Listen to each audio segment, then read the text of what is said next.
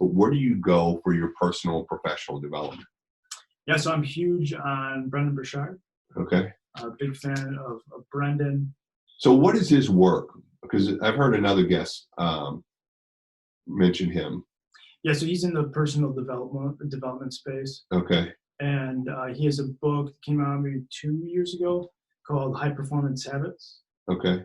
How extraordinary people become that way. And that's one that I recommend often. And it's a foundational read for me and gives a lot of tactical information. It's all scientific based, but gives that. It's not just a rah-rah motivational thing. It gives concrete examples and how to apply it to your life. And that's what I'm all about. Okay. And so what are some of the high performance habits that you've incorporated since becoming familiar with Brendan Burchard?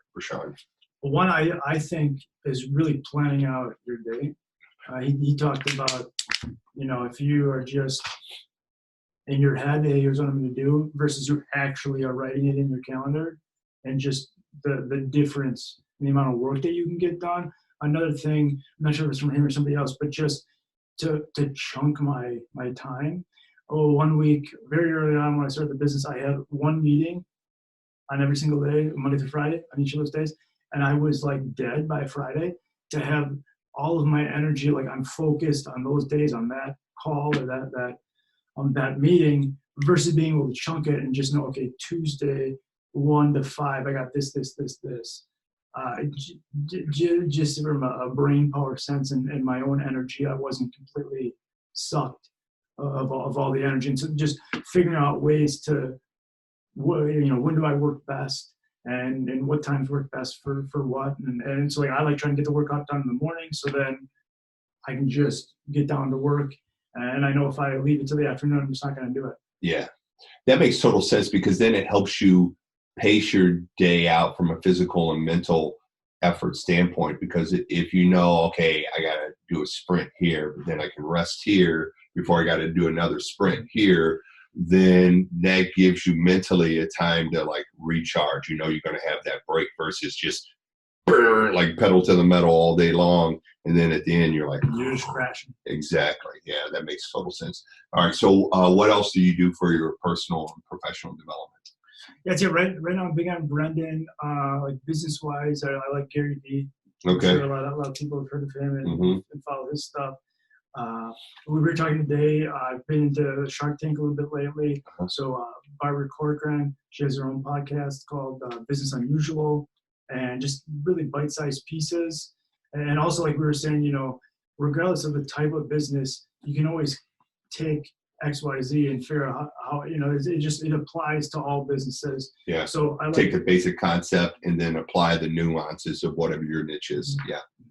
Yeah. So I'd say those are 3 right now that I'm focusing on. And okay. I'm just all about, I want tactical information. I don't want the rah-rah motivational stuff that wears off tomorrow. Right. I really want to be able to take something and apply it and see it through. It's all about the consistency, and that's why I think it relates so much to the fitness space, because it's just, if you work out once a week for a year, the results that you would see, versus if you were consistent 3 days a week, it's really just the consistency is huge in whatever you're doing. Right. Yeah. Versus 1 day a week for a year versus 5 days a week for a month. Yeah, exactly. Your results are going to be much more significant. And then you also mentioned, we were talking a little bit about meditation and float tanks. You care to share that with the listeners? Sure. Yeah. No, could not be more into floating and the benefits.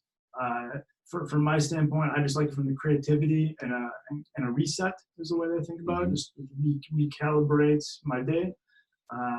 But I've seen some of the research that they did the effects. They wanted to try to quantify the effects of floating and how much longer it lasted after you got out of the tank.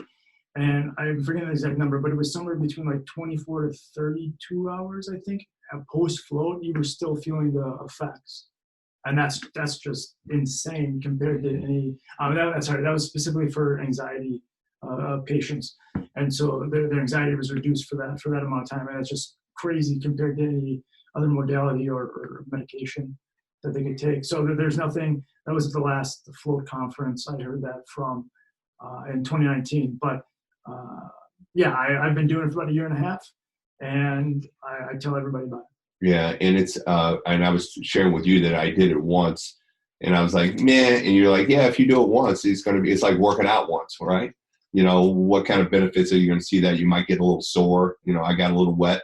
But other than that, but it's something that you have to at least commit to doing maybe 3 to 5 times before you can say, Before yeah, you make yeah, a judgment. before you make a judgment. Yeah, exactly. Because again, it's about the consistency. And then we were also talking about meditation. And I was sharing with you that Ivan, who's my part-time CFO too, he's a unique guy. He's a very smart guy, but he turned me on to this Isha Kriya meditation from this old yogi dude. And I did it. I committed to doing it every day for a year, and I lasted about 13 months. But you use something different. You want to share that with listeners? Sure. Yeah, I use an app called Headspace. Okay. So there's a couple others out there that are like it, and it's a guided meditation. You can pick anywhere from I think 5 to maybe an hour. I forget the time frame, but kind of whatever works for you.